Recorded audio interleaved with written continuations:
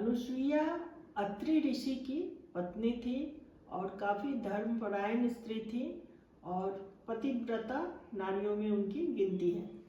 तो अनुसुईया का पतिव्रत धर्म बहुत ही ऊंचा था, बहुत ही महत्वपूर्ण था और उनकी चर्चा केवल पृथ्वी लोक ही नहीं बल्कि स्वर्ग लोक में देवगण भी करते थे, जिनसे कि ईर्ष्या करके लक्ष्मी, सरस्वती और पार्वती, गौरी, ये सभी लोग ईर्ष्या करने लगी और त्रिदेव को, ब्रह्मा विष्णु महेश, ये तीनों को उन्होंने कहा कि हमसे बड़ी देवियों ने कहा कि तीनों देवियों ने कि हम लोगों से बड़ी कौन ऐसी पतिव्रता नारी है, जरा मैं उनकी परीक्षा लेना चाहती हूँ, आप जाकर उनकी परीक्षा लें। तब त्रिदेव मुस्कुराए और बोले कि अवश्य। तो ये त्रिदेव साधु का वेश बना के और अनुसुईया की कुटिया के पास गए, जबकि अत्रि ऋषि नहीं थे, अनुपस्थिति में उनकी गए और उनसे भिक्षा मांगने, याचना की, भिक्षा की।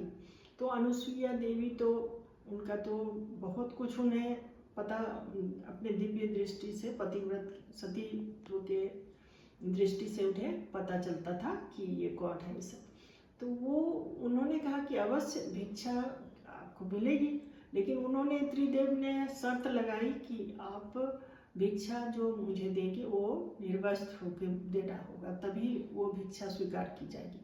तब इन्हें तो बहुत क्रोधित हो गई, बोली ये कैसे संभव है, नारी की सबसे बड़ी जो लज्जा है, जो ये है, ये कैसे मैं मर्यादा का उल्लंघन करके आपको भिक्षा दूँ।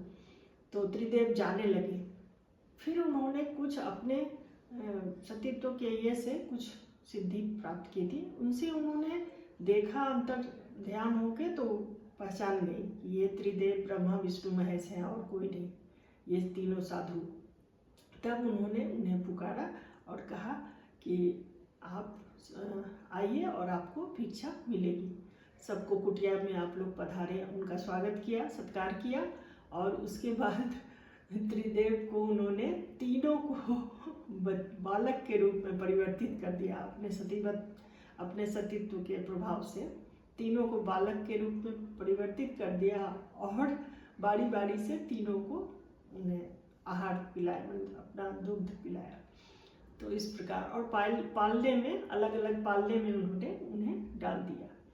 अब बहुत देर तक जब वो लोग नहीं लौटे, तब तीनों देवियां नारद से कहने लगी कि आपने देखा है उन्हें, त्रिदेव को, सबकी पत्नियां घबराई हुई थी। तब नारद जी कहे कि आप स्वयं जाके क्यों नहीं देख लेती देवी। तो ये तीनों देवियां आई और अपने अपने पति को मांगने लगी उनसे, अनुसुईया से, कि आपने मेरे पति को कहाँ छुपा के रखा।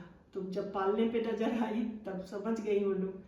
तब उन्होंने अनुनय विनय किया देवियों ने कि आप इन्हें, धन्य हैं आप और आपका पतिव्रत धर्म, लेकिन आप इन्हें फिर से पुनः वैसा ही बना दीजिए जैसा ये थे। तब अनुसुईया ने पुनः उन लोगों को वैसा ही ब्रह्मा विष्णु महेश का जो रूप है उसमें परिवर्तित कर दिया। तब वो लोग सब अपने अपने घर गए, लौटे।